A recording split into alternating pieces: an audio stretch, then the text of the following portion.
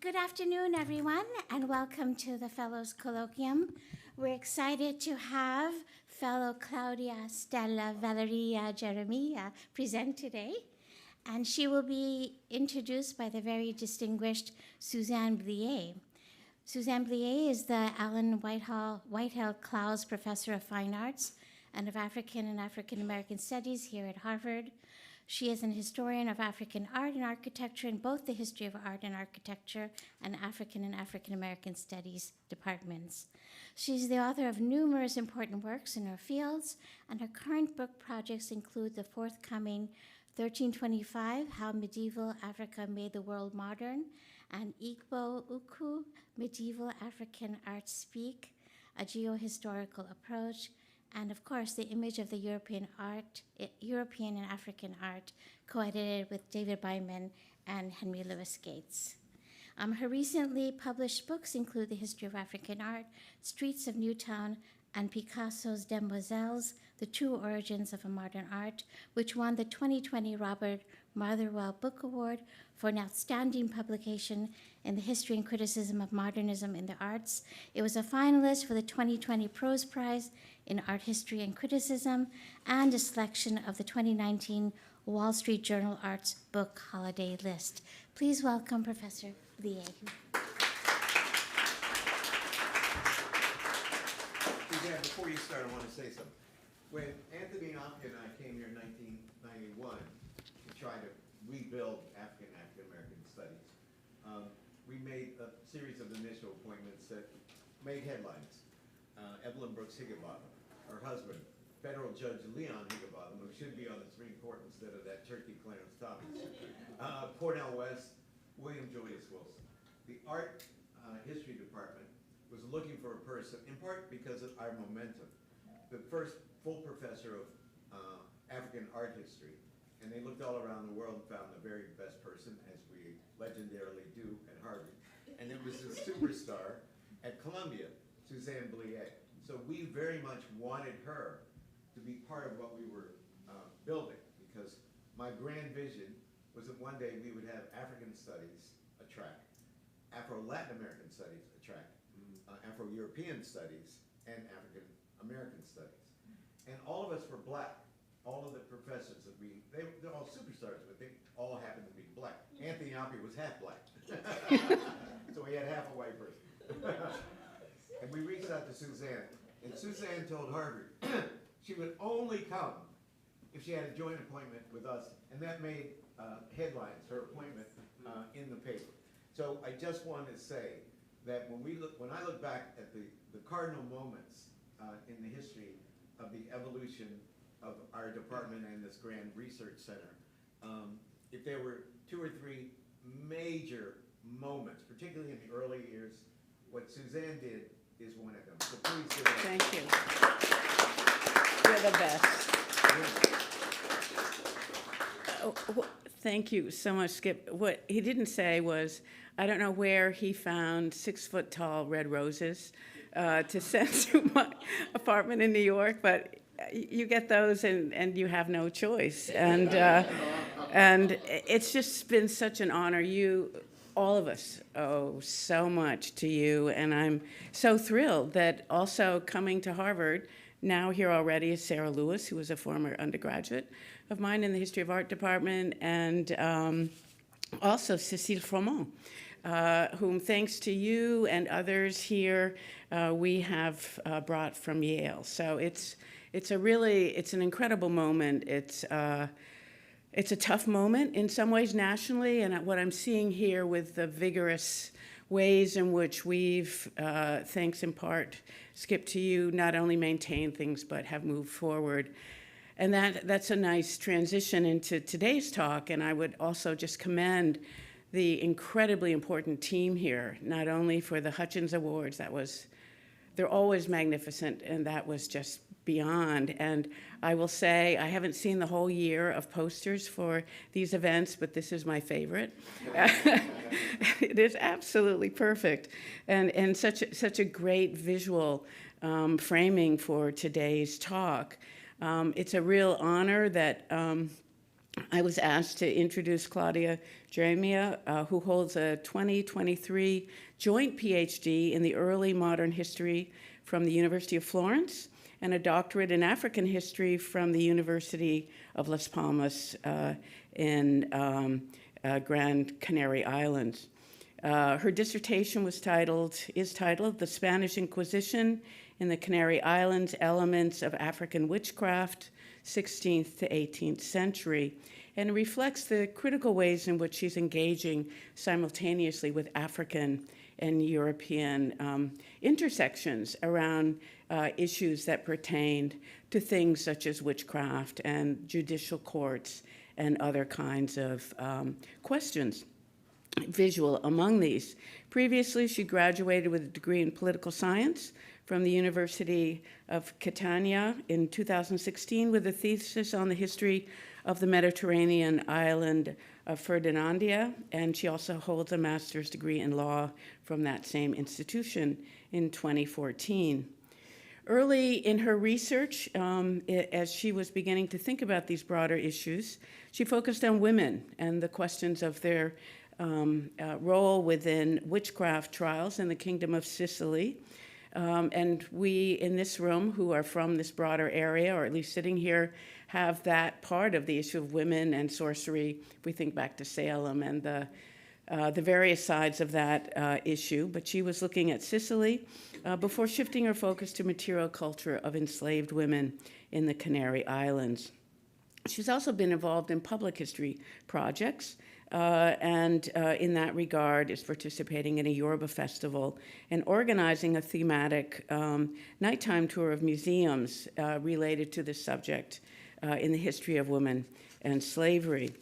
One of her key foci of her research is on amulets or bolsas and how they play an important role.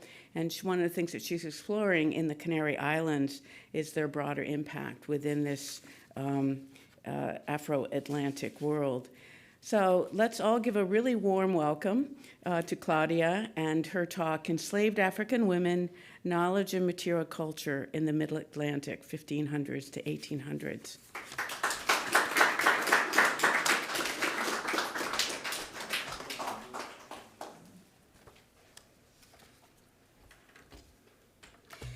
Good morning, everybody. Thanks to Professor Blier for her kind introduction and for her presence today. Her work has been and continues to be an inspiration to me. Before to start, I would like to express my gratitude to Professor Gates for the opportunity to be here with you today. Of course, thanks to Dr. Krishna for her assistance with various aspects of this scholarship. And thank you all for being here. The Hutchins Center is a vibrant and inclusive environment for intellectual exchange dialogue, which serve as an inspiration to us all. It's my first time in US, and it's amazing. Sorry for my pronunciation. I'm trying to do my best. You're doing just fine. Thank you. I would like to start by a reflection. Many of us were present for the Du Bois Medal ceremony. In that occasion, the Vice President of Colombia, Francia Elena Marquez Mina, gave an important speech. She spoke about the legacy of slavery and the experiences of Afro-descendant individuals who were enslaved. I highlight the strong impact of their communities and identities. As a woman of Afro-descendant heritage, her words resonated deeply, reminding us of the historic and ongoing struggle against oppression and the resistance of this community in the face of diversity. This reflection connects to my research on enslaved women, who suffered both the horror of slavery and accusation and tortures by the Portuguese and Spanish Inquisition. Sometimes they were also marginalized by their communities. The area that I'm studying is called Macaronesia. The word derives by the is a Greek word, Old Greek word, that means lucky land, probably because of the weather, because it's an eternal spring, and trust me, it's really an eternal spring. Macaronesia is composed from Azores, Madeira, Canary Island, and Capo Verde, São Tomé and Príncipe. And this area played a great role in the beginning of the slave trade, and they were made called a laboratory that anticipate by almost 100 years some important phenomena that will occur later in the Middle Passage. Of all this island, the only ones to be inhabited before the colonization were the Canary Islands, probably because they were the closest to the coast of the African continent. The nearest island is 62 miles away, and the first inhabitants were the Amazigh of the North African origin, better known to Guanches. So the Canary Islands are 62 miles from the coast? Of Africa, yes. Nowadays, there are many monuments spread in each island dedicated to the Guanche, who fought for nearly 100 years against the colonization. The Canary Islands soon are the native land. We see some Guanches plays that are still visible today in the Canary Islands. It's unknown the exact period of the first inhabitants. The archaeologists say that probably is the Roman period. I'm interested in the period after assumed decolonization, that is officially concluded in 1496. In these archipelagos, during the early modern period, enslaved women were property, subject to the brutal system of the colonial economy. These women of African origin were often forced to work in sugar plantation, households, and the other labor-intensive environments. The story of each of these women is part of a larger history of the enslaved people across the Atlantic. Forced migration led to the creation of new cultural identities. In recent years, there has been a significant increase in studies exploring religion, identity, social political negotiation, and cultural formation within the Black Atlantic.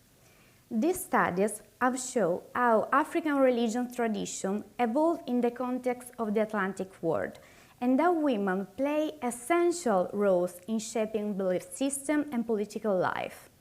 Scholars also explore how Atlantic modernity has affected and transformed African tradition, offering a richer understanding of the complexity of the diaspora. In this context, the material culture has been crucial to show the importance of ritual and religion in understanding the African diaspora, especially through the work of scholars like Susan Blair, Matthew Francis Rerir, Cecil Fremont, Vaniclea Silva Santos, Guerrero Mosquera, and Pablo Gomes. For instance, Blair has explored how the voodoo practices use new objects to create a sacred mixture in spiritual tradition. At the same way, Rerir, Fremont, Santos have highlighted the importance of amulets, showing how these objects became essential for identity formation within the Black Atlantic. Starting from this assumption, my project tried to explore identity as a dynamic process in the Mid-Atlantic archipelagos. Today, I would like to share with you part of my research that I have started with my PhD dissertation, and I'm continuing here at the Hutchins Center. Before I begin, it is necessary for me to give you some general information. The time contest is from 1500 to 1890. The sources that I use are court records and objects. The court that was in charge of doing the trials was the Inquisition. The aim was to suppress, control, and combat the crimes against the Catholic faith. The only religion allowed in this territory was the Catholic. Why does this part of the African Atlantic, which is lesser known, is so important in my research?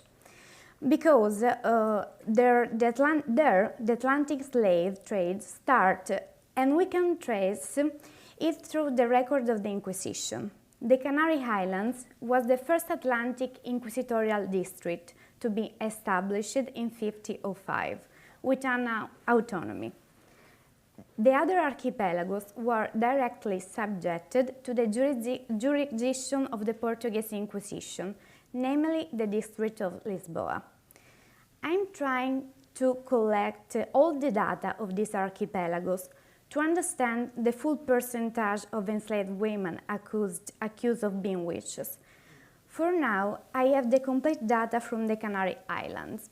You understand that analyzing documentation that are mostly in the Atlantic archives in a bad condition and in old languages, it really takes a lot of time, especially when you start your PhD during the pandemic. The high number of women accused by the Inquisition in the Canary Islands shows something unique about witchcraft persecution in Spain. Quite the total were women, which is higher than in most other parts of Spain. Only Andalusia has similar numbers, showing quite a pattern in the southern region of Spain, formed by the Canary Islands too. The other interesting point is, as we'll see in a few minutes, the origin of these women. Half were from sub-Saharan origin, and the other were from North African and Canarian, of course. This means that the Inquisition was mostly interested in African women. A crucial question is, what do the historical sources tell about their origins? There are several clues about it. The first one is how they were described by the witnesses or judges, for example.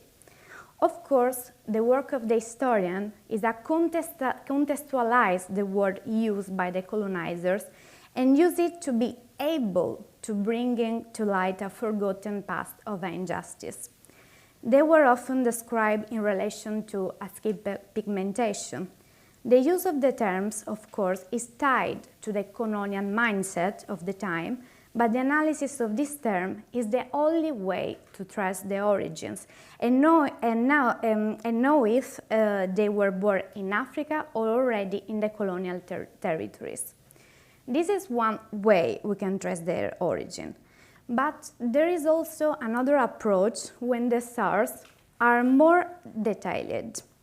If the person was captured by the court, because in some cases they were never found and never arrested, there is a particularly important part of the trial called Discurso de su vida, speech of their life. This section includes statements about the most significant moments in the person's life, often contain very important information about their origins. Let me show one case. Catalina was put in prison in 1608 to be a witch. The inquisitor, following standard procedure, began by asking her about her place of origin. Catalina, who had no knowledge of her exact age but recognized herself as an old woman, started to tell her journey.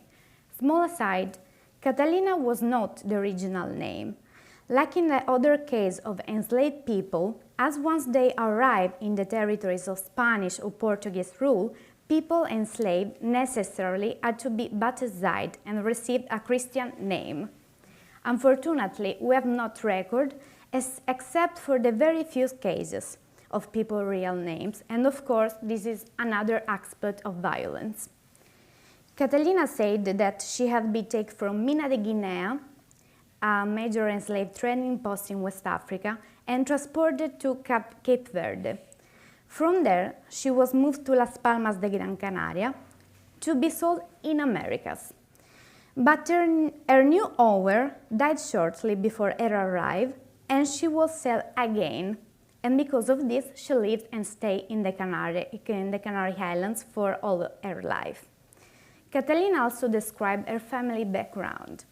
She states that all her relatives, like her, were of African, descended from Casta Biafara, which correspond to the Biafra region in West Africa. In these few words, it's counted the typical roots of the early modern Atlantic slave trade. But it's not the only case. The Canary Islands play a significant role in the Atlantic trade of enslaved Africans. European ships often made temporary or permanent stop in the islands to procure labor for local plantation or to continue their journey in the Americas. For this, I think that study the religion practices of these women or the objects used in their practical in the religion's practices is very essential. And for this, I suppose that we can speak for the first time of Afro-Catholicism in the Canary Islands during the early modern period. This topic hasn't been studied, but is strongly interesting and relevant to understand the culture, religion, and ethnic complexity of this island in connection with Atlantic slavery. An important source for the study of this religion phenomenon is the Inquisitorial Archive, which contains, as we have seen, interesting detail and record about these women. This record provides valuable information about religious practices and belief of African and Afro descendants in the Canary Islands and in Macaronesia in general. The use of inquisitorial source is essential to understand this history. During the trials, African women were often accused of practicing forbidden rituals, possessing charm, or engaging in non-Christian religious practices. However, the trials show the resistance of these women. They defended their belief and their practices. This point revealed that the agency and the effort to preserve their cultural heritage despite the oppressive circumstances. It's important to understand the complexity of this women's experience in the Inquisition. In the period after the conquest, that remember was ended in 1496, the Canary Islands went through big cultural and religious change. The Spanish not only took control of the land, but also forced their tradition, custom, and most importantly, Catholicism, requiring everything to convert. I proposed a new approach to studying the Inquisition trials, focusing on the knowledge of the accused women, their identities, their material and immaterial culture. But how did the practice of witchcraft became in the Canary Islands? It's important to know that the witchcraft accusation didn't start soon. It took time, as most of the population was originally polytheistic before the Spanish conquest. The Guanche people, the native, that survived to the conquest were forced to the Catholic conversion. The first the accusation of witchcraft will occur only 20 years later, the establishment of the Holy Office. In the case that I've studied, I saw how the Inquisition was particularly interested in the material object of this woman that they use in the daily life, because this object for the Inquisitor, that mostly were come from Europe, was the pact with the devil. Magical practices carried out through the object of African witches are counted in the trials. Each object had a very specific function in the ritual practices. Objects such as scissors, small bag, fern seeds, stone of different color and size. Most of the healing practices and ritual I have found involve the use of objects. For example, scissors were turned into a crucifix that could be placed on a sieve to predict the future and put in this way. Scissors were turned into a crucifix that could be placed on a sieve to predict the future. Questions were asked to the sieve itself, which, according to the witness, would turn to give answer to the witch. Sometimes the supposed witch will tell to the sieve, and it will respond by moving or at times even dancing. This is, I think, the most used practice to do a divination, to know the future, used by African women. I quote a passage that I found about a black woman called Anna that was captured by the Holy Office in the 1670, and a witness of Anna said this. Then Anna, I quote, "Then Anna brought out her tools, a pot and a candle to melt some tin. She began to see what shape emerged, making crows and praying words between her teeth that only she would understand. The prediction was made by interpreting the shape that emerged from the melted tin and pot. By interpreting the shape, Anna realized that the woman's mother was alive and that she will likely return around the St. Catherine Day, because I asked her today if my mother was alive because she was in the Caribbean." Quoted ended. The topic of predicting the future, also known as a divination, was whispered on all the islands, even among the North African, of course. Individual ritual objects were also sold by the accused witch. For example, in 1524, a woman sold a magical item called the pietra de ara. What is the pietra de ara?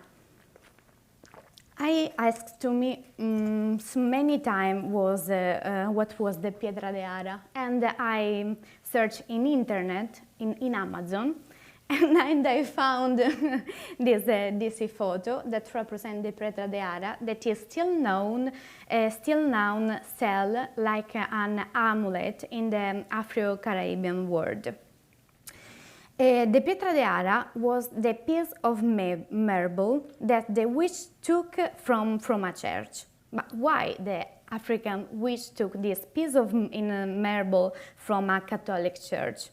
Probably we can imagine that altar is a part of a consecrated space, and it is perceived like a sacred element. In the context of my research, the pietra de ara is used as an amulet. The alternative use reflect religion syncretism, where Catholic objects were repurposed and integrated into African or popular ritual practices.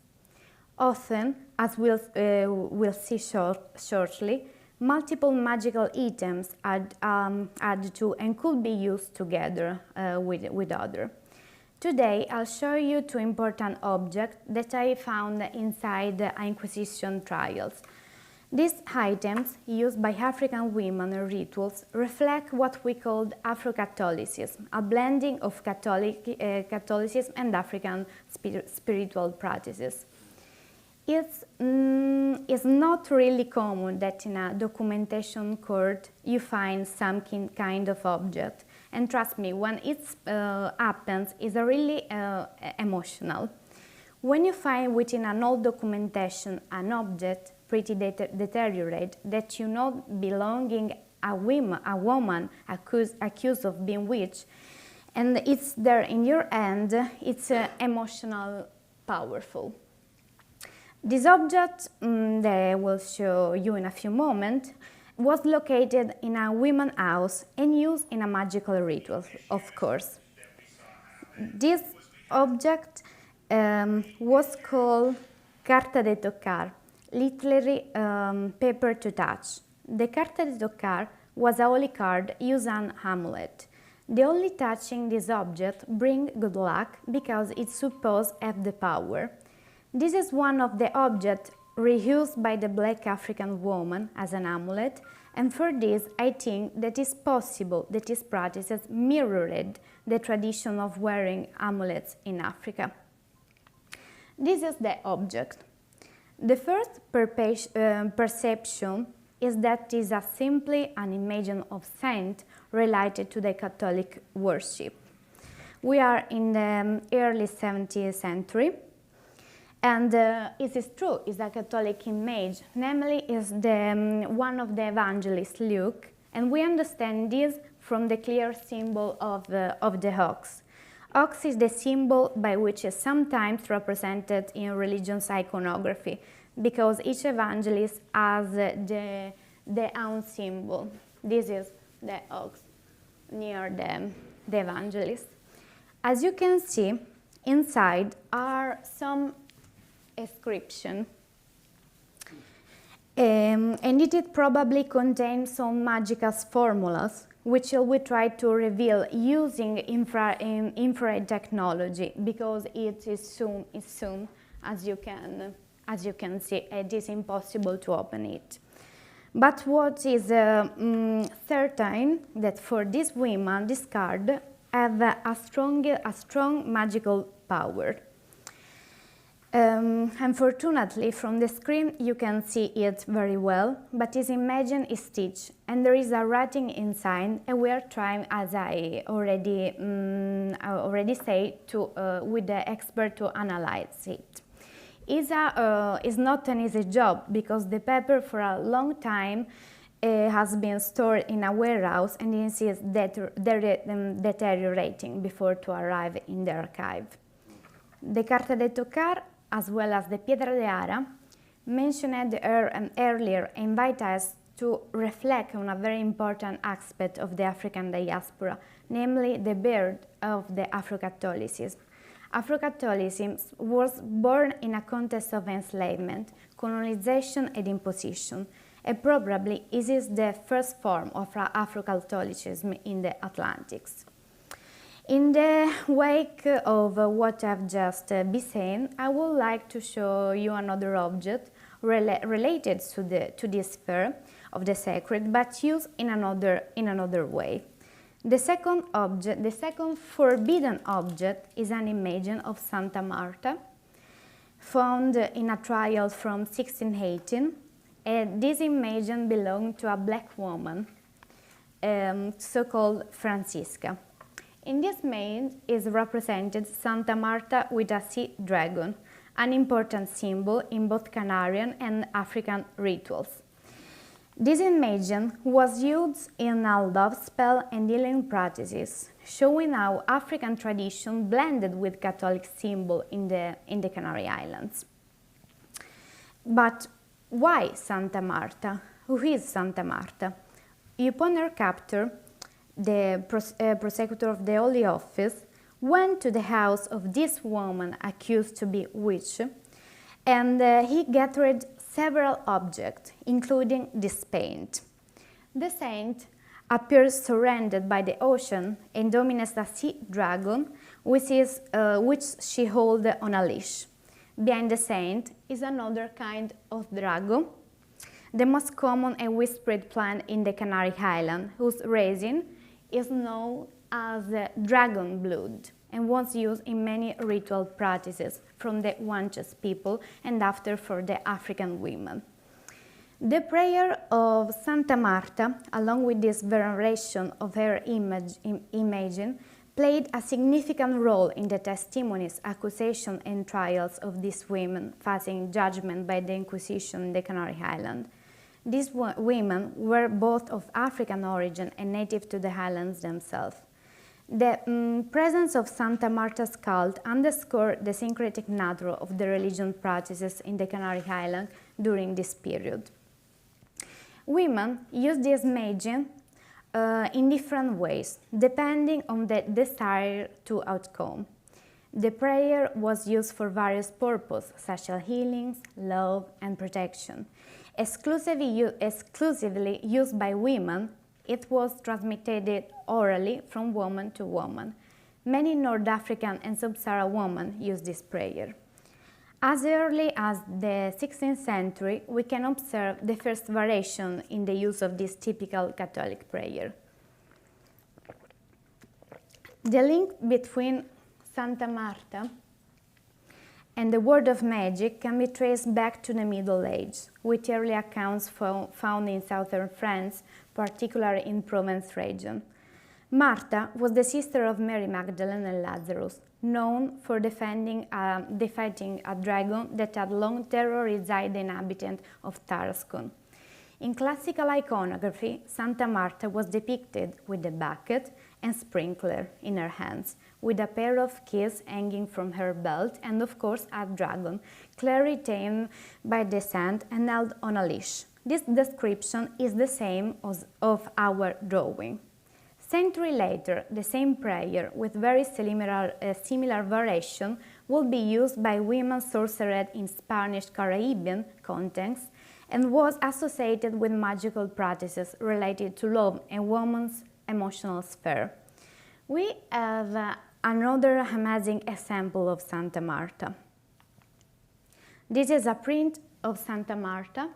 It is inside a trial of the 1650. The name of the supposed witch is Anna. We know that his print was located inside the house of Anna and used like an altar. It is possible to see the fragment of wax in the candle used in the rite of these women.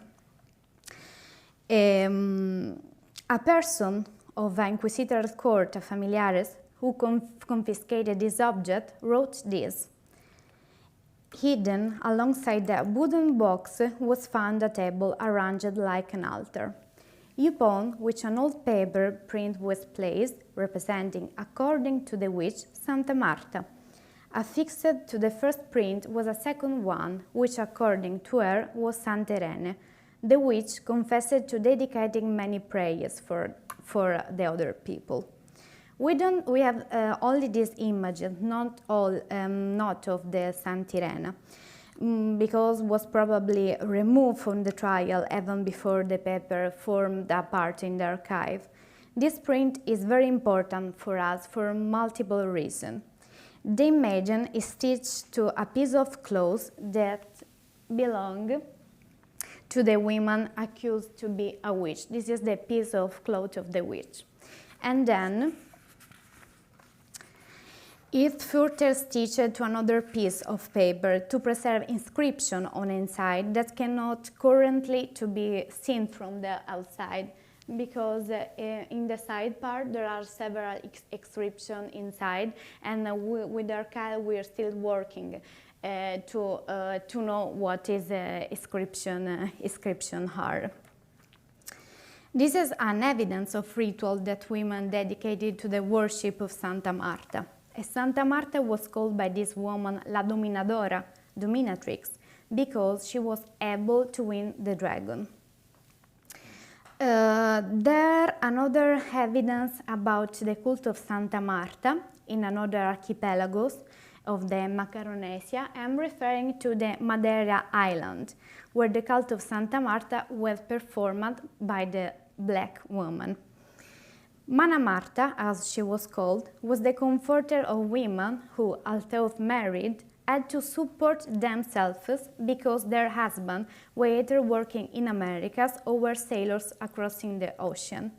Marta was also the protector of young women looking for husbands. In each of these archipelagos, like São Tomé, Cape Verde, Azores, or Madeira, you can find an evidence of the cult of Santa Marta performed by the black woman. But what is the connection between Santa Marta and African women? Could she have reminded some African deity in some way, or maybe African people who arrived in new lands adopted some part of Catholic practices, like praying to saints?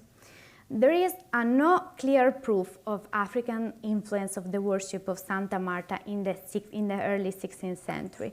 We only know that the black woman used it in a very early period. However, we can see some similarities century later when comparing her image with certain Afro-Cuban deities. The detail of long, loose hair and the constant presence of the water, like rivers of the sea, could resemble female spirits beings in Afro-Caribbean religions, like Mami Wata, the snake charmer. Mami Wata is an aquatic deity, originally revered in sub-Saharan Africa and later widely embraced in Haitian voodoo, Cuban Santeria, and even the United States, in African version of Santa Marta or Santa Marta la Dominadora.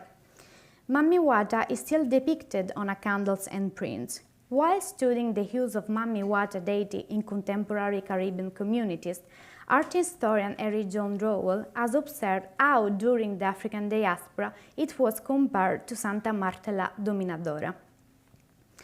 This juxtaposition is likely due to the fact that African people believe in animal shaped spirit. And since Santa Marta is depicted with a dragon, this is the main characteristic that links the saint with Mami Wata. Mami Wata in the form of Santa Marta has been found in Brazil, Mexico, Haiti, and North America. I propose including the Macaronesia, namely the Canary Island, among this list. It is highly probable that the Catholic Santa Marta underwent a process of religion syncretism, being interpreted in a different ways depending on that believer's geographical origin, from the modern age to the contemporary era. The third object used in all of the archipelago of Middle Atlantic is the Bolsas mandinga. One of the main objects involved in the trials was the bolsa, a small cloth or leather bag that the African people wore around the neck. Bolsa were considered by their wearers to be a powerful amulets. They could contain various kinds of things like stone, hair, nails, and ancestor dust. All of these items were considered essential by people of African heritage, especially those enslaved who were trying to survive harsh daily life. The main power of this object was protect the enslaved person from their master. About the name Bolsas mandinga, we know that was attributed to Jesuit Father Baldassar Ferreira, who described the practices of the Mandinga people, the people of West and Central Africa, in 1605 or 6. The original term for such an object is supposed to be gris-gris, a term of Senegalese origin that translates as magic or enchantment, mainly used in the daily life. Probably the earliest use of amulets to be worn around the neck, especially with textual inscription, is found in ancient Egypt textual amulets, right in the papyrus paper. At the beginning of the New Kingdom, about the 16th century before Christ, often engraved on small pieces of stone, wood, or metal, contain magical formulas that were believed to have protective or healing powers. The materiality of these amulets was central to their power. The use of specific materials and the physical forms of amulets were considered integral to their magical properties. Amulets were not only vehicles of sacred texts, but also physical objects that, through their appearance and composition, help manifest and amplify magical force. Their production and use reflected Egyptian magical beliefs and practices, and the use of amulet continued after the pharaonic period in a Roman period too. And the use of bolsas in the early modern period has been extensively studied in the Atlantic context, excluding the Canary Islands and the Macaronesia. Scholars who have dealt with this subject in the other areas of the Atlantic have done so using mainly Portuguese inquisitorial sources with regard to the 17th and 18th centuries. The circulation and the use of bolsas has only been analyzed in the Caribbean for the 17th century, at coincide with the first reference to the bolsa and years later in Cartagena de Indias, the Caraibio and the Mexico for the Spanish territory. In the Canary Islands, the circulation of bolsas occurred 100 years before with the early slave trade, and we have a clear evidence of this. At the beginning of the 16th century, bolsas were still not known to the inquisitor as a magical tool, whereas after a few decades they became a clear proof on an implicit or explicit pact with the devil. Initially, references to the bolsas indicated a generic container of everyday and common use, And over time, Inquisitor identified them as a magical object because of many African women used it. And the Inquisitor understand that probably there is another use of this object. Very often, these bolsa contain not only stone and amulets, but also prayer to the saint belonging to the Catholic religion. The first reference to a bolsa in the Atlantic overseas territories can be found in 52-4 in Act of Witnesses in the Canary Islands. Ines was denounced for the use of certain objects for the performance of witchcraft. Among these objects is mentioned the piedra de ara, the carta de tocar, and a grain, which was considered to be one of the main indications of magical rites.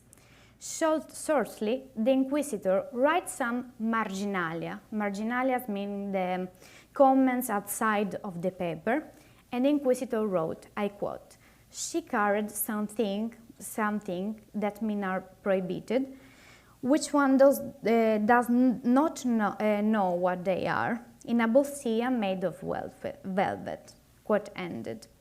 It's clear out at that time, in 52-4, the Inquisitor did not seem to have any knowledge of what a bolsa was and what it was for. In the following centuries, the presence of the bolsas became an automatic proof that those who possessed them were to be considered witches.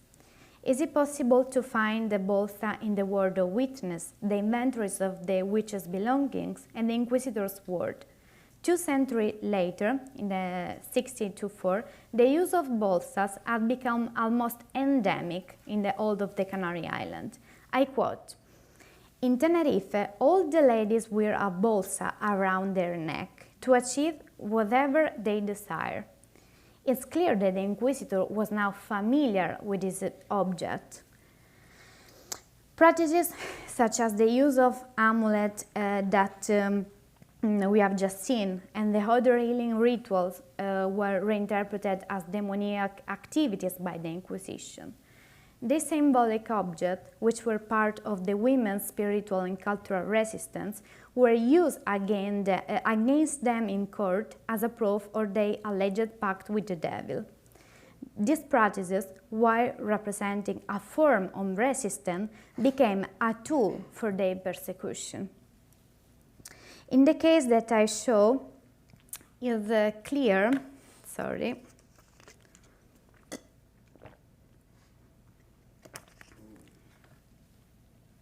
It's clear the duality and the multiple form of violence suffered by these women.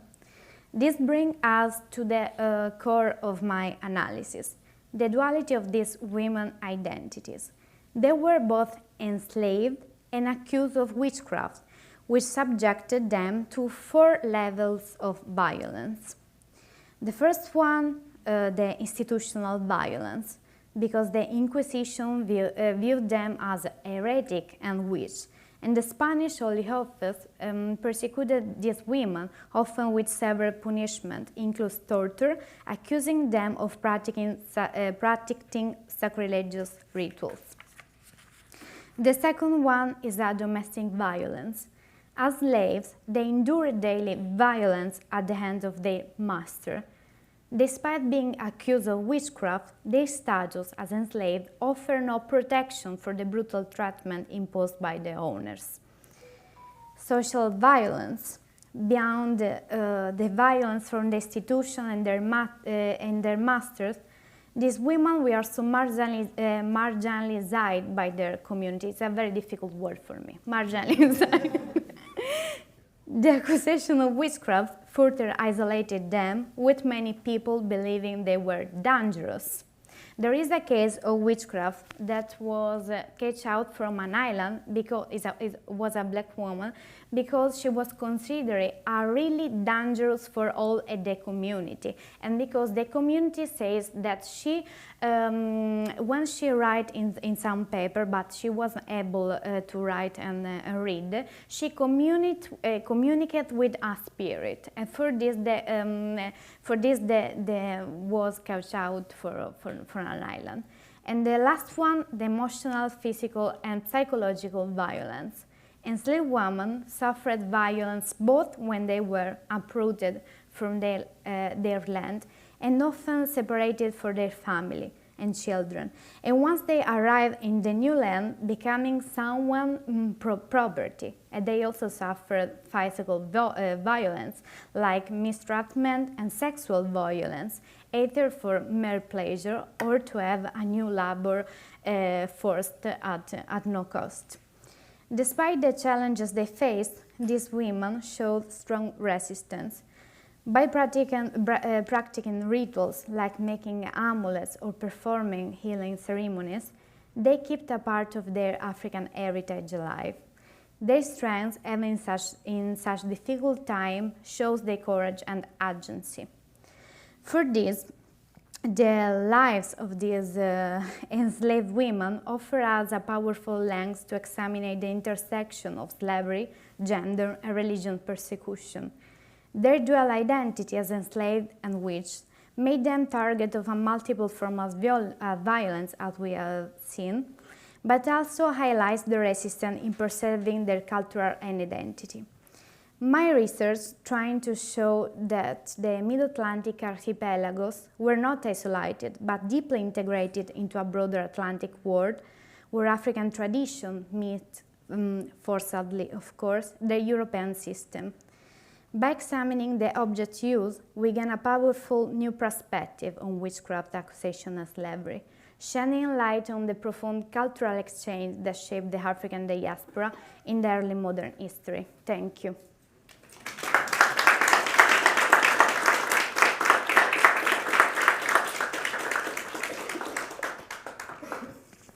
That was wonderful, very exciting, and I'm sure most of us are just dazzled by all the information that's buried in the Inquisition records, and how it speaks multiply. Could you go back to your origin slide for me, please? Yes, of course.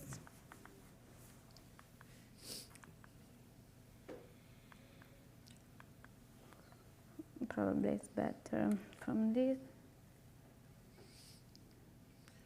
And by the way, my PowerPoint presentation can't do any of that. So I want to, I want curtains and confetti and, you know, that's some secret Italian stuff coming over there. No, from Canaria. There you go. I would suggest that you modify this. Yeah. Because you left out the two major areas of the sources of African slaves.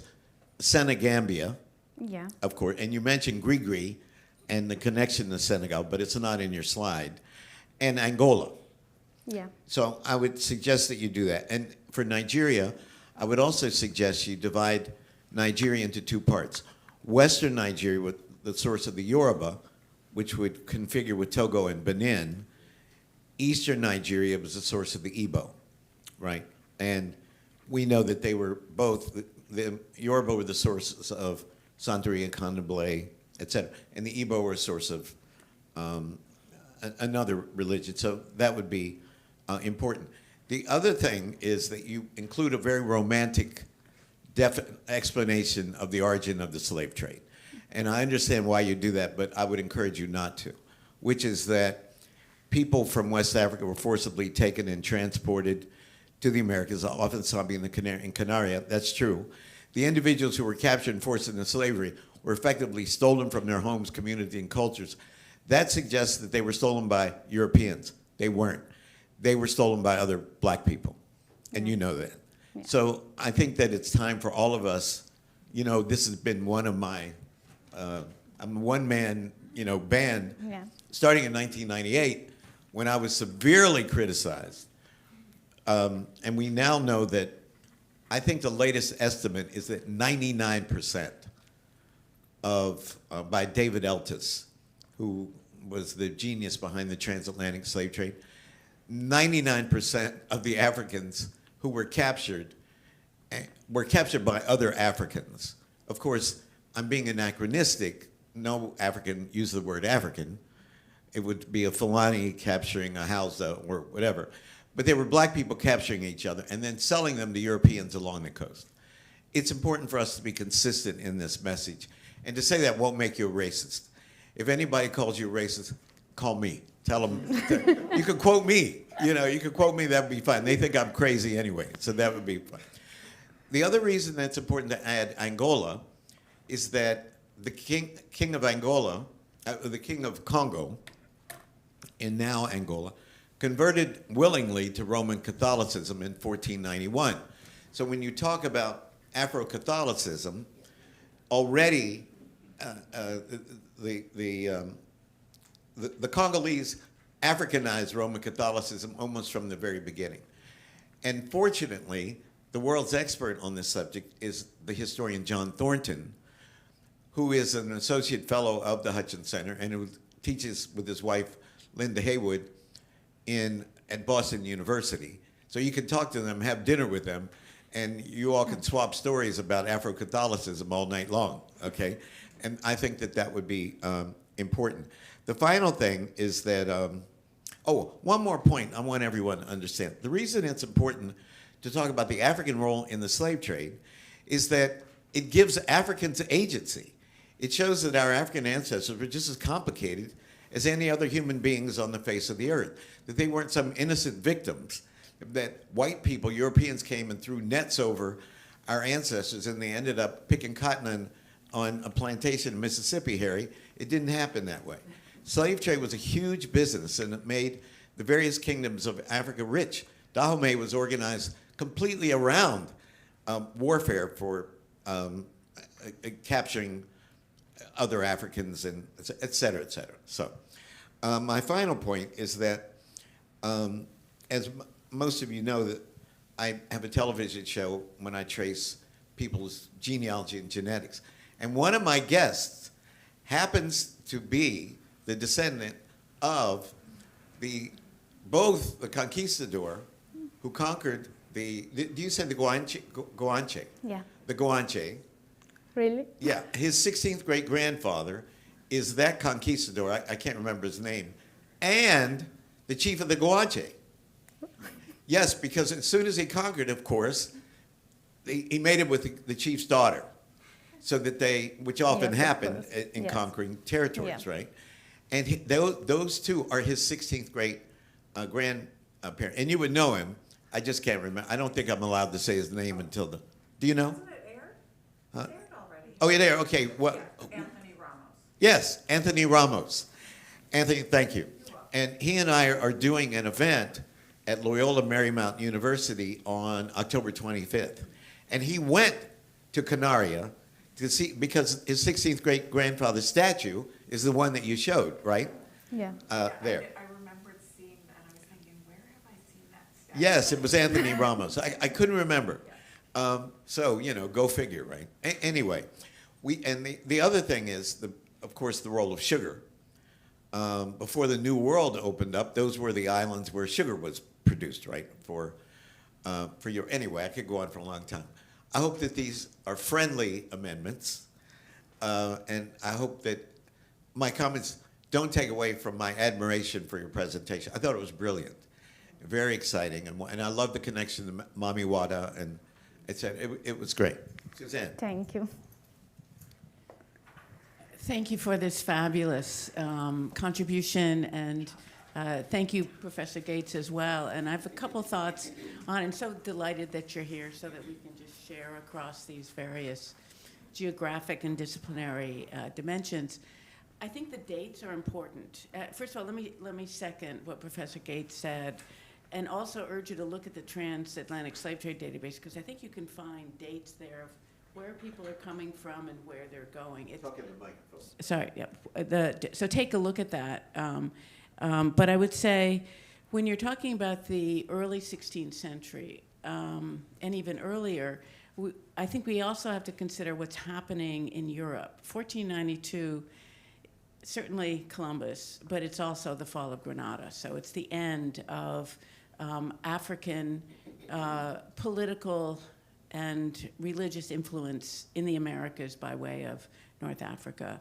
And even before then, in the late 14th, mid-14th century, the Crusades have switched from Jerusalem back to Spain, and to basically not only conquer and there and into North Africa, and not simply to convert, but to wipe out. And so there's an immediate and ongoing threat to the Catholic Church in not only the idea that you could actually tell the fortune, to find the future, that is possible without simply saying, I have faith in God, and I will go to the priest and confess, and everything will be fine according to that particular formula.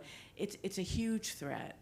And I think the female part, the women part, is really important, not only because in key periods and from key places, women dominate in those who are enslaved and sold, because they can produce in part, but also because the Amazirs, who were the dominant group in Sicily, as well as in the Canary Islands, as well as moving into Andalusia, are matrilineal. And so I'm wondering if there's some kind of connection with that.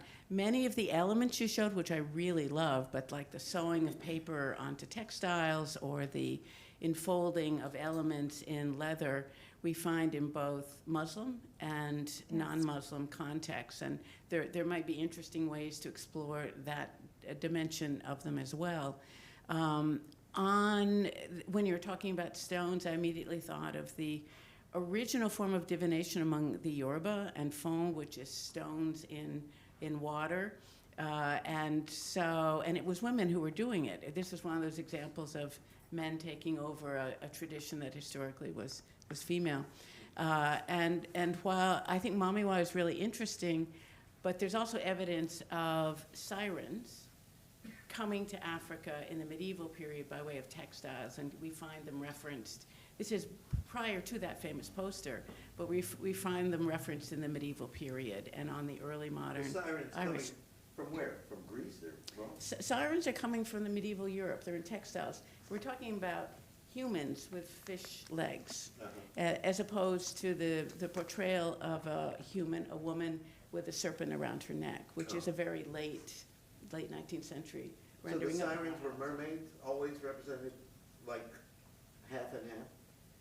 Well, I haven't done a proportional analysis, and there's some mermen as well, but we're talking about a human torso and face with fish-like Right. tail. Yeah, and that's early. And even, I would say, amulets. So in the Odyssey, the sirens were mermaids. Oh, sorry.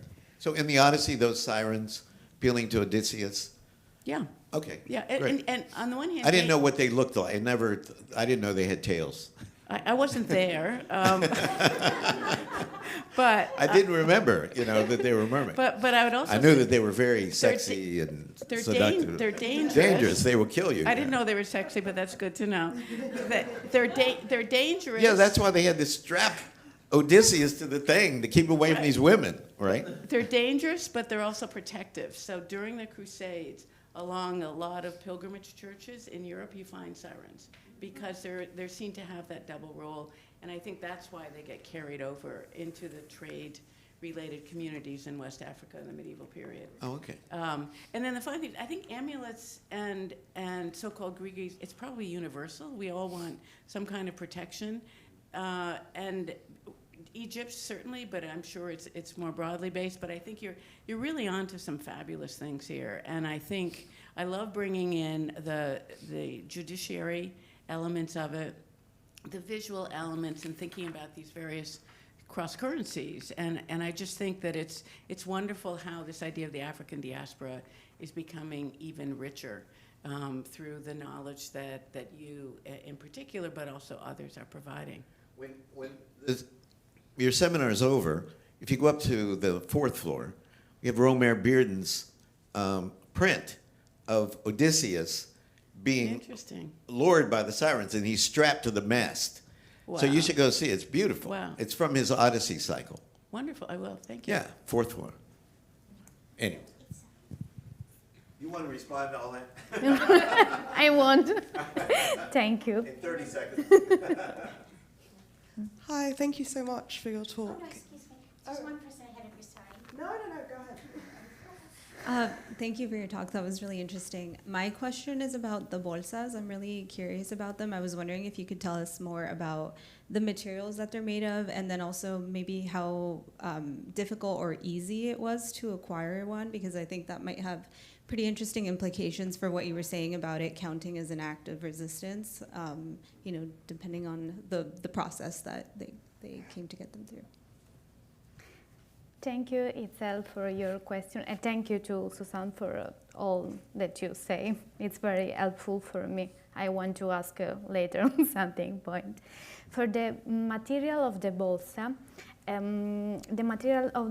is supposed to be done in leather, but when the person that made the bolsa doesn't find this leather, you did it with any kind of material, of course.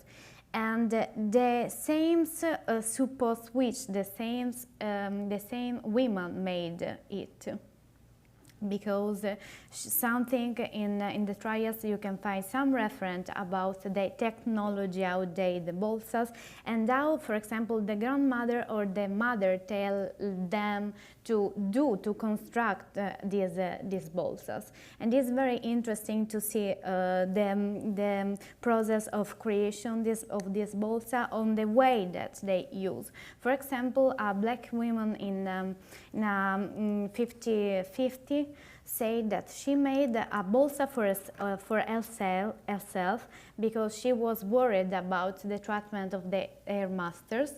And she counted that it's needed that the bolsas contain the hair and the hair nails to protect there. Thank you. Thank you so much. Is it on? Oh, thanks. I really enjoyed your talk. And I've kind of got like connections in my ancestry to Madeira as well, so that was really insightful for me, as well as West Africa. I thought of two things. The first was about, I don't know if you're familiar with Michael Tausig's work about magic and mimicry, and I thought that'd be a really interesting lens through which to frame like Santa Marta and all of these like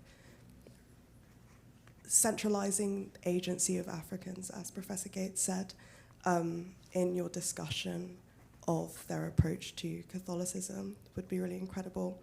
And the second thing, I wanted to draw on Professor Blier a bit, if that's okay, because in class we looked at like a statue, an ancient pre-colonial African statue of one of the gods who was stood on a crocodile or something. So that could be an interesting link going backwards to Africa into Madeira with your Santa Marta stood on the sea dragon. I can't remember what it is though, but it's in the slides, could probably find it. Is to also draw that lineage, because I really enjoyed how you drew a lineage from like ancient Egypt treatment of amulets into this Canary Islands Madeira context. So that could be another source through which you draw another line of, yeah, Santa Maria stood on a sea dragon. But yeah, it was really incredible, and I'm super excited for your work. Let me identify that, if I could. They're from the international period, right after the Pharaonic era. They're called Sipisfori, and they're in many, many collections. They're small, they're portable. One of them ended up in Ethiopia and was collected by the Scottish, and so it's in a Scottish museum. They're small enough so they're portable. You poured water down the back and then collected the water because it's going over text, and you'd use that for protection. And from where? Thank you so much. After the pharaohs? Right. So when The is that? international period, I'm glad Rita's here to correct me, but we're talking about the era around 300 BCE to around 300 CE. The Ptolemaic period. Yes, Yes. but it's That's with the totally death of Alexander. totally international. That begins with the death of Alexander. It may, I'm out of turn. It may be that they actually start in the 30th dynasty. There's a famous one at the Met called the Metternich Stela, and it's Horus on the crocodiles, and it is an extraordinary, exquisite piece of art, and I believe it's 30th Dynasty, So but when it's the is 30th? finest. Not like we know when the 30th dynasty is. I don't know why. Oh, the 30th dynasty. I thought it was the 29th dynasty. We don't know much about the 29th dynasty. I would say it's about, it's just before the Ptolemaic period, so maybe 350 BC or so. But look at the Met's website, the Metternich, Metternicch, stela. And there are, as Suzanne said, as Professor Boulay said, there are many of them. And there's a nice one in the MFA as well. And they range from several centimeters high to several feet high. Footnote, the reason we know that Cleopatra was not black is that she's descended from Ptolemy. And Ptolemy was one of the generals who was there when Alexander died. And Alexander carved up his empire among his favorite generals. And she's descended from this guy. So all this stuff about Cleopatra being black is bullshit. Just like Beethoven's not black too. End of. You can see we do not engage in controversial subjects at the Hutchins. Harry, or no. Good afternoon. My name is Amber Henry. I'm a new faculty member of the African and African American Studies Department. And hopefully faculty affiliate of the Hutchins, would love to be. Thank you so much for this presentation. It was fantastic. I work with maroon communities in the Americas, specifically Colombia. And you mentioned that you've seen some work on amulets in Cartagena de Indias. I'm wondering if it's more specifically San Basilio de Palenque, because there is some work being done on this. And in this case, the amulets in Palenque look very similar to the bolsas. They're made out of fabric and tied together. And in my research, I found that they sometimes contain baby's teeth, locks of a grandmother's hair, often gray hairs, and they're sewn together. But they're always worn concealed underneath the clothing. I was so surprised to see that leather bolsa outside of the clothing. That would never happen in the maroon community in Colombia. It's always underneath the clothing or even pinned to the undergarments. So I'm curious if you know more about how these objects were worn and if their connection with the body, protecting the physical body and the flesh, or if they were more outwardly protecting outside of the clothing. I'm also interested to know whether they could be inherited and passed down, or whether they were what's called inalienable objects. They belong to the person, they cannot belong to anyone else, they're buried with that person, and they wouldn't transfer down matrilinearly. I also want to pass you two references. Are you familiar with Matthew Rary's book? Yes, of course. Okay, great. Insignificant things. Also in 2019, Ruby Rumier put out a book called Weaving Streets, and it's about the street vendors from the maroon community of Palenque in Colombia. And there's a section called Objects That Accompany Us, where you can see images of these amulets from Colombia. Fantastic work. Congratulations. I can't wait to see where this goes. Thank you so much. And yes, the importance of the bolsas is that the bolsas have to touch the body of the person. In mostly cases, we have the reference that the bolsa was wearing off the neck, but in other cases, I found in the trials that the people were put the bolsa, the women especially, in this part near the belt. Yes, near the belt. And they say that the important thing is the bolsa touch the body for the protection of the person, of the protection for the external dangers. Thank you for the reference to the San Basilio and Cartagena de India. I need to see it. Thank you too. Yes. Is this on? Oh, congratulations. Congratulations on an excellent colloquium. And I was particularly taken with the illustrations that you presented. They helped me understand a bit of this culture. And I'm sure your final work is going to be filled with pictures and illustrations and diagrams that help we, the uninitiated, understand what you're doing. I think when we spoke before your presentation, and you said that this is probably going to be your cover for your book, the image that we're looking at right now. And I think that would be an incredible choice. This is an amazing, amazing object that we're looking at. And so I just want to congratulate you on what you've done in giving your attention to this.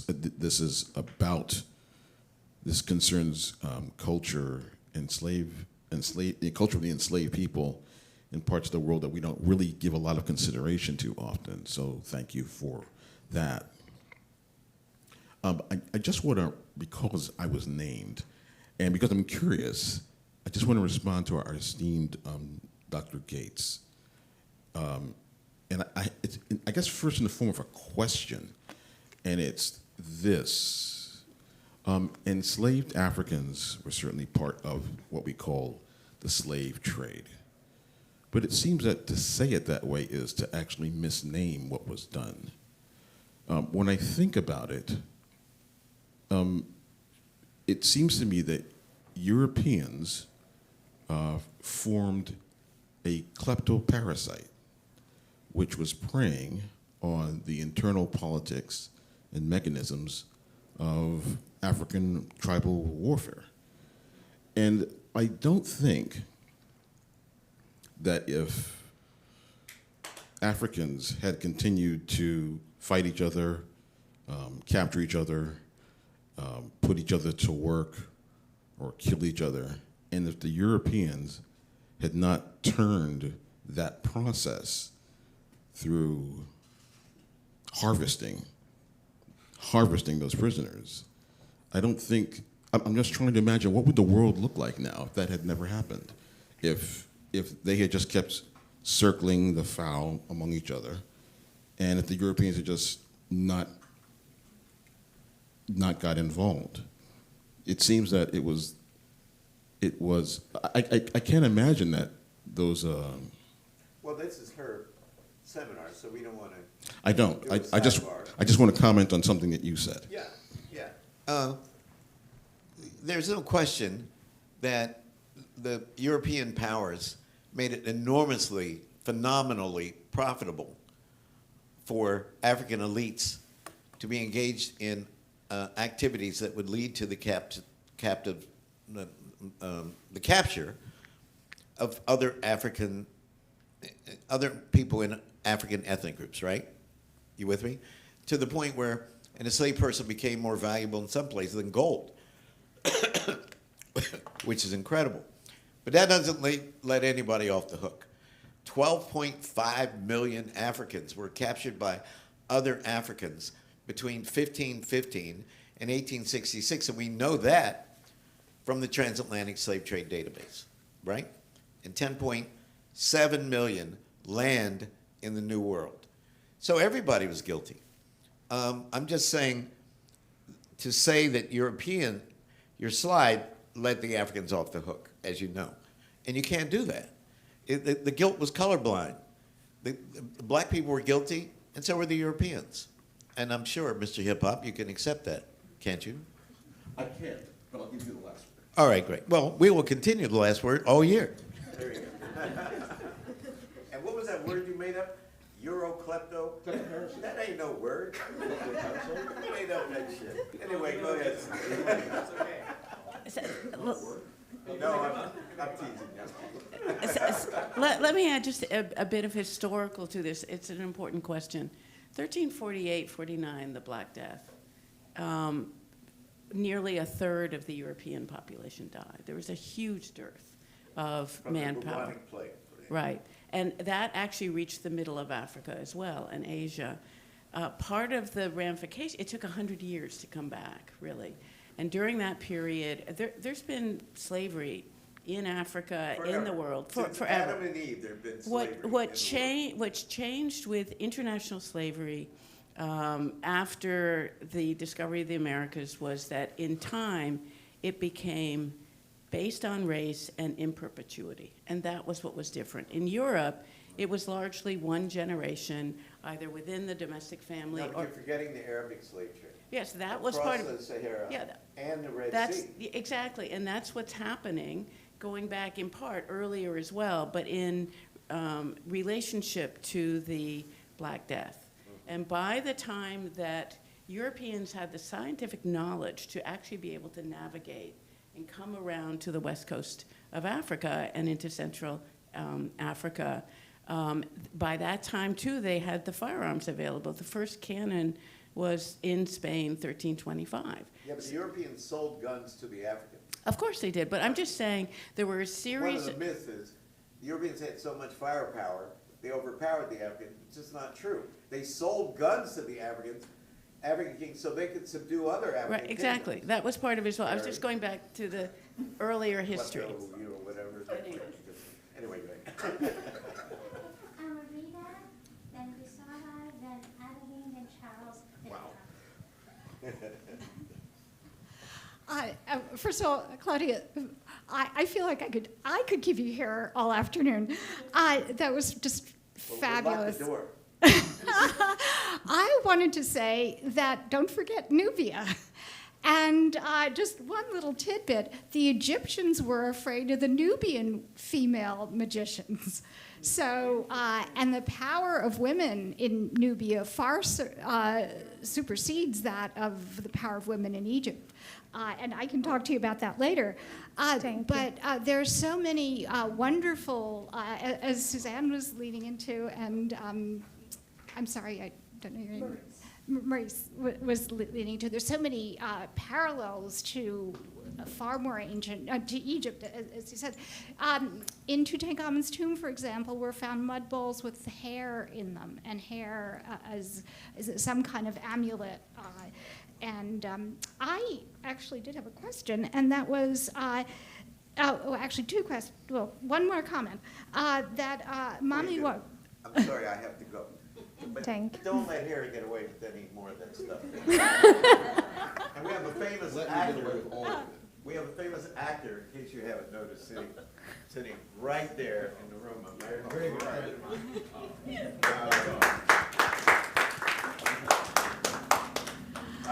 Good. Continuing, your Mamiwa, the man with snakes intertwined, there's a wonderful, unique parallel also in a Nubian tomb from about 700, maybe 650 BCE. And my real, my questions are two.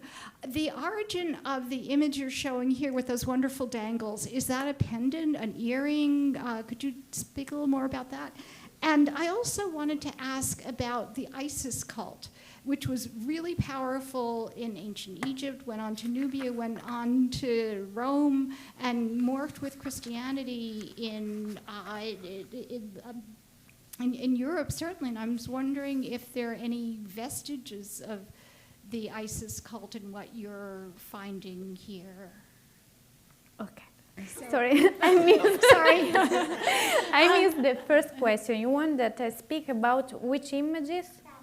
Yeah, that the one you're showing. Yeah. That one, I didn't choose this image, but the great graphicer of the Hutchins Center. But is it a balangadao? Is that from the Afro-Brazil culture? And it is an amulet too that it's used inside a home for a protection, but it's from the Afro-Brazilian heritage. The second question, sorry? Any vestiges of Isis worship? And maybe we can talk about this later, because I know that Isis continued long afterwards in Europe, and people want to see some traces. There are some, in Brazil, there's some festivals that mimic some festivals in ancient Egypt, and people speculate whether they don't go back. But Isis may have, in some way, contributed to the image of Mary, because Isis nurses her son Horus, the one we spoke about with the Sippy and so forth. So I think maybe this is a private conversation. Thank you. Hi, Claudia. Thank you, Thank you for your presentation. It was lovely. I'm looking forward to the rest of your work. So I guess my question goes, I came in about 10 minutes late, so apologies for that. So I might have missed some of that contextual information. So my question goes to the guess, the provenance or acquisition of some of these bolsas and objects that you were discussing in your presentation. Are they objects that were acquired through ethnographic work, through excavations, or are the majority of them coming from, I guess, sketchings and engravings?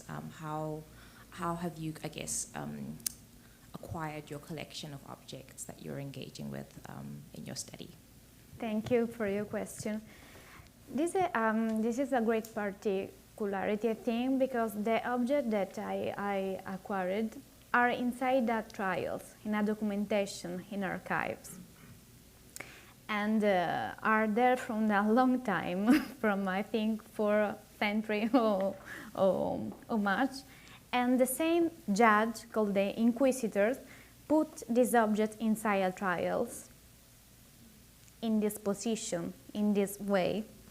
And it's so interesting, because we can see the way to the Inquisitor worked.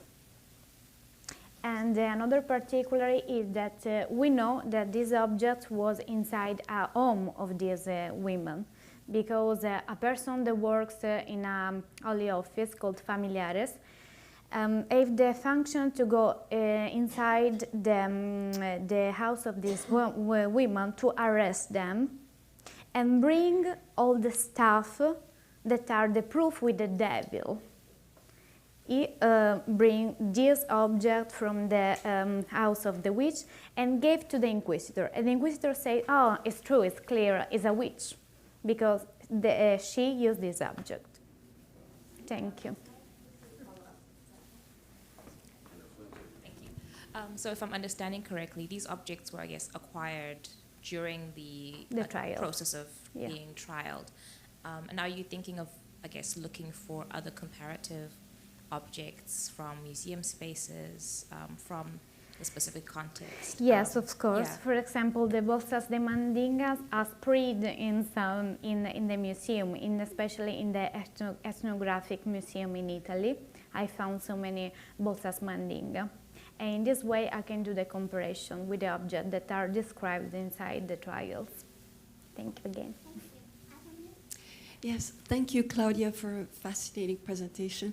I have a couple of questions. First, we saw some text that wasn't translated and it was clearly Spanish.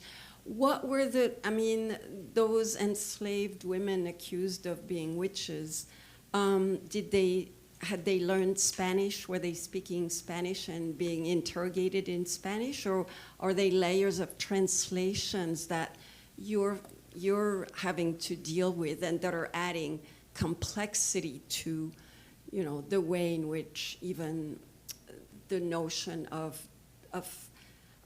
power, magic, divination, and all of that, translate and yet are also not always translatable literally between one language and another. And then the other question has to do with the dynamics of identification of the so-called witch. So you just mentioned that the Inquisitor decides this woman is a witch when he sees the objects. But how did that come about? Are people, again, that goes back to the dynamic that Harry opened up about, agency and denunciation, and are other enslaved women participating in, this denunciations? I mean, how do certain women come to be the focus of, judicial power? Thank you for your interesting question. For the first one, is a big question. The question of the language use of these women, because we know in part how the dynamic is, because the Inquisitor said some words that help to us to understand if if a woman came in this moment from the Africa, for example, of if she was the third or second generation, because the inquisitors used some discriminatory word to describe these women. And sometimes the Inquisition used the translator, but these people were unofficial because it needs some requirement to work inside the Inquisition. The people to work there need the limpieza de sangre. Of course, the African people or enslaved people don't have it for the inquisitors.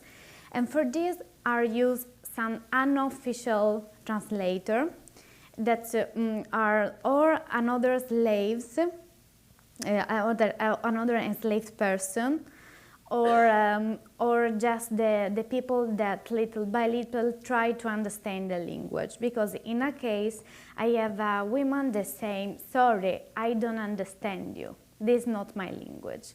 But the inquisitor goes in this direction. For the second question, the trial starts when many people make the denunciation of a person. These people are the neighbor or another person that work with the women. At this point, this delay kept the attention of the Inquisition that decide to start a trial.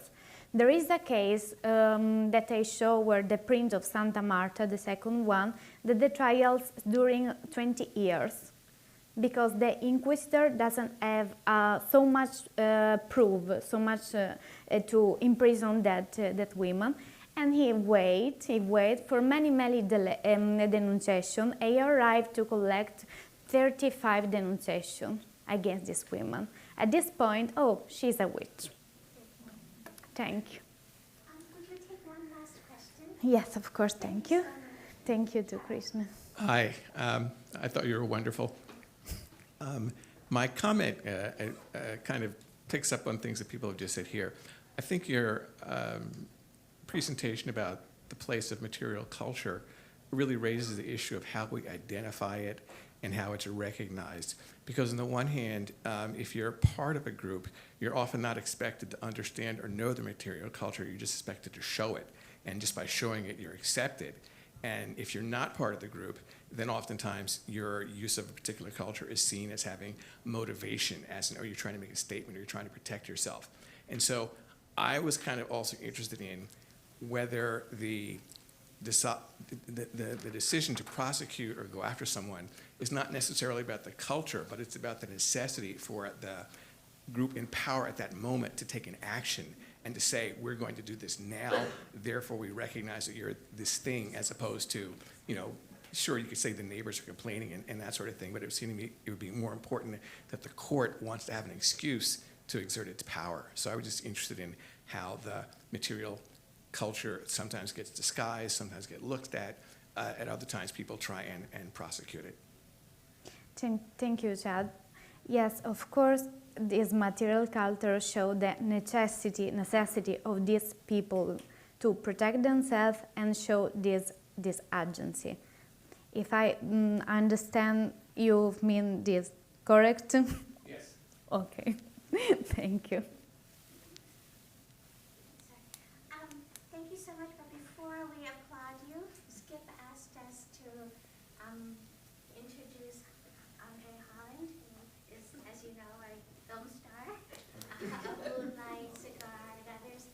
And Skip asked if you could just tell us a little bit about what you're studying here at Harvard. Hey everybody. This is incredible. So incredible. So my name's Andre. Just 1 second, please. Oh. You might as well stand up. May as well stand up. All right. So my name's Andre Holland, and I am an actor, and I'm here at the Divinity School for a year doing a master's in a program called Religion and Public Life. It's been an incredible experience. It's only a year long, but I'm already scheming ways to stay. So y'all gonna be seeing a lot of me. Yeah, you can help with that. I'm gonna hold you to it. All right. And yeah, I mean, you'll be seeing a lot more of me. I want to be as involved as I can be, as you all will have me. And also, if y'all are looking for something to do this weekend, I'm just going to do a shameless little plug. I have a movie that we worked very, very hard on for the last couple of years that's premiering. It's called Exhibiting Forgiveness. It's directed by a painter, Titus Kafar, who you all may be familiar with. Yeah, it's his first film, and I play him in the movie, or a version of him. And it also features Anjanou Ellis Taylor, who's one of our, I think, treasures in the filmmaking space. Andrew Day is in it as well. So it's a really wonderful film. And I'm also trying to organize a screening to which I would like to invite all of you at the Hutchins Center. So stay tuned. We're going to figure out a day that works for everybody. And yeah, I look forward to being in community with you all. Will you be giving a colloquium as well here? After some of these questions, man, I don't know if I got the nerve to give a colloquium. It's a little different than our Q&As, but thank you all. I appreciate it. Thank you very much. And thank you, Claudia, for a fascinating. Thank you.